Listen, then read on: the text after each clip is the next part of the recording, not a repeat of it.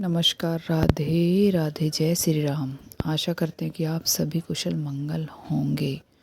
तो हम आज लेकर आए हैं आपके सामने इस साल का प्रोग्राम कैसा रहेगा, आपका यह साल पूरा कैसा रहने वाला है। प्रार्थना करते हैं उस परमेश्वर से कि यह साल आपके लिए बहुत ही बड़ी खुशखबरी लेकर के आए। एक बालक का जब जन्म होता है तो उसी समय ग्रहों की स्थिति होती है, उस आधार पर ये निर्धारित हो जाता है कि उसका जीवन कैसा रहेगा। ठीक इसी प्रकार इसी साल का हम पूरी कुंडली का विश्लेषण निकाल कर लाए हैं। इसी के आधार पर हम जानेंगे कि न सिर्फ जनवरी बल्कि ये पूरा साल हमारे लिए कैसा रहेगा। आइए चलते हैं नवग्रह की स्थिति का प्रभाव कैसा रहने वाला है हमारे जीवन में। आपको तैयार रहना है समझने के लिए और जानने के लिए। सबसे पहले आपकी अपनी राशि कुंभ राशि पर चलते हैं। कुंभ राशि के स्वामी होते हैं शनिदेव महाराज, और शनिदेव महाराज अपने ही खुद के घर में बैठे हैं और इन्हें सपोर्ट मिल रही है शुक्र की। शुक्र का शनि और शुक्र दोनों ही ग्रह योग कारक हैं। दोनों ही ग्रहों का लगन पर प्रभाव आएगा, आपकी राशि पर प्रभाव आएगा तो काम भी बनेंगे और धन भी मिलेगा। धन और कर्म का संयोग हमको देखने को मिलेगा। स्वास्थ्य आपके अनुकूल रहेगा। किसी कारण से स्वास्थ्य में यदि नरमी गर्मी चल रही है तो शनि अब मार्गी हो चुके हैं। साथ ही साथ शुक्र का साथ आपके जीवन में ज़्यादा प्रभावपूर्ण स्थिति को जन्म देता है। धन की स्थिति ध्यान देना, राहु की स्थिति धन भाव पर मिलती है हमें। राहु जहाँ पर राहु बैठते हैं उसी जगह को 10 गुना बढ़ा देते हैं, तो उस हिसाब से धन भाव पर राहु मिलते हैं, तो उस हिसाब से ये साल हमारे धन को 10 गुना वृद्धि करा सकता है। इसलिए अपने कार्य क्षेत्र पर लगन से कार्य करें। माना राहु के पास भय और भ्रम दोनों ही शक्ति हैं। ये हमारे मन को भ्रमित करता है, हमें भय की उत्पत्ति कराता है, परंतु जो भय से बाहर निकल गया उसे यह राहु जिस स्थान पर उपस्थित है, आपके धन भाव पर उपस्थित है, कई गुना धन की स्थिति को बढ़ा सकते हैं। तीसरा घर पराक्रम का होता है। पराक्रम के स्वामी मंगल हैं और मंगल चले गए हैं छठे भाव पर, अर्थात अपना पराक्रम इस समय पर अपनी प्रॉब्लम को सोल्व करने के लिए रहेगा। आप भी प्रॉब्लम सोल्व करेंगे। अर्थात आपका पराक्रम इस समय आपकी प्रॉब्लम को सोल्व करने के लिए रहेगा। आपकी प्रॉब्लम सोल्व करेंगे बल्कि आपके पराक्रम का आपको फल भी देंगे और एक अच्छा परिणाम देखने को मिलेगा। और इस समय मंगल वक्री भी चल रहे हैं, तो ये 21 जनवरी को यही मंगल एक घर आगे चले जाएंगे, त्रिकोण भाव पर जाएंगे और वो हमारे लिए ज़्यादा अनुकूलता सिद्ध कराएंगे। रुके हुए कार्य इसी समय पर पूर्ण होंगे। जो कार्य हमने लिए हैं वो कार्य सिद्ध होंगे। 21 जनवरी से अब आते हैं चतुर्थ भाव पर। स्वामी है शुक्र जो केंद्र पर बैठे हैं, ऊपर से गुरु भी इसी स्थान पर मौजूद हैं। कोई प्रॉपर्टी से योग जरूर बनता है, चाहे खरीदना हो चाहे बेचना हो।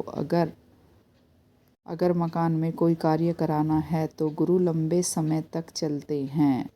इस समय 2025 के शुरू में ही हमको मिल रहे हैं। अच्छा संयोग माना जाएगा। प्रॉपर्टी, घर, भूमि इत्यादि के कार्यों पर पंचम भाव के स्वामी बनते हैं बुध, और बुध की स्थिति दसम भाव पर है। जो विद्यार्थी हैं, जो शिक्षा प्राप्त कर रहे हैं, तो उनके कार्य में जागरूकता आएगी। वो अपने कार्य को, बुद्धि को दिखा पाते हैं, अपनी पढ़ाई को आगे बढ़ाएंगे। और यदि आप वर्किंग हैं तो पंचम भाव आपके डिसीजन का है। दसम भाव पर बुध गए हैं, आपके कैरियर भाव पर बुध गए हैं, जो आपके डिसीजन के लिए उसका शुभ परिणाम निकाल कर सामने आता है। बुध 5 तारीख को एक घर आगे चले जाएंगे, अर्थात ये पहुंच जाएंगे इनकम के घर पर। ये एक अच्छा संयोग है जहां पर 5 तारीख के बाद ये अपने ही घर को देखेंगे। बड़े धन का अवसर प्राप्त होगा। फिर कामनाओं की पूर्ति हमारी होगी। उस कामना से हमें जोड़ा जाता है। आते हैं नौकरी के घर पर मंगल बैठे हैं नौकरी के स्वामी। चंद्रमा हैं, चंद्रमा 12वें घर पर हैं। 12वां घर दूरी का होता है, स्वर का होता है। यदि आज आप अपनी नौकरी से संतुष्ट हैं, आप अपनी जॉब से संतुष्ट हैं, तो कोई भी ट्रांसफ़र नहीं करना। यदि आप असंतुष्ट हैं तो आपको अपने मन मुताबिक सैलरी नहीं मिल रही है, तो यहाँ परिवर्तन का योग बन सकता है, क्योंकि मंगल यहाँ पर बैठे हैं।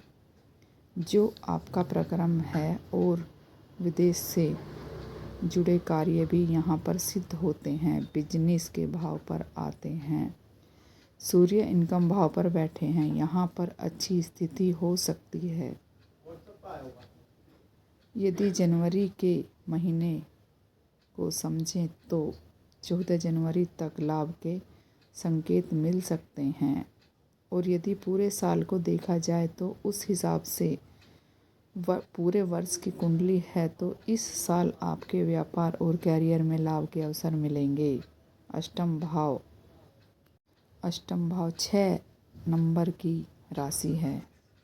केतु यहाँ बैठे हैं। केतु जहाँ बैठते हैं वहाँ रुकावट भी देखते हैं, अर्थात ये एक ऐसा साल होगा जहाँ हमने जो रुकावटें देखी थी देख ली, क्योंकि 2023 अक्टूबर के महीने में केतु यहाँ बैठे हैं। अब आपके बिजनेस में ये परिवर्तन कार्य को ये केतु, क्योंकि साल के प्रारंभ में ही केतु मेरे कैरियर भाव पर हैं, एक अच्छे परिवर्तन का संयोग बना सकते हैं। भाग्य का स्थान, भाग्य भाव के स्वामी शुक्र हैं और शुक्र की स्थिति केंद्र पर बनी हुई है, शनि के साथ बनी हुई है। एक अच्छा संकेत है जहाँ पर मुझे मेरे भाग्य का साथ मिल सकता है।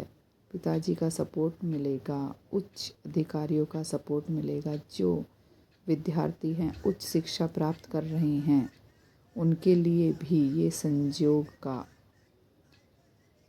उनके भाग्य को सफलता जरूर दिखाई देगी। दसम भाव आपके कैरियर का स्थान है। सदैव के लिए कैरियर के स्वामी मंगल देव हैं। मंगल की स्थिति 6ठे भाव पर है। जो नौकरी कर रहे लोगों को एक बहुत ही अच्छा अवसर प्राप्त होगा। ऊपर से बुध का बैठना एक तो आपके संयोग, ऊपर से बुध का बैठना आपके योग कारक हैं, पंचम के स्वामी हैं, केंद्र पर बैठे हैं। बुध हमारा व्यापार भी हैं, बुध हमारी वाणी भी हैं और बुध हमारी बुद्धिमती हैं।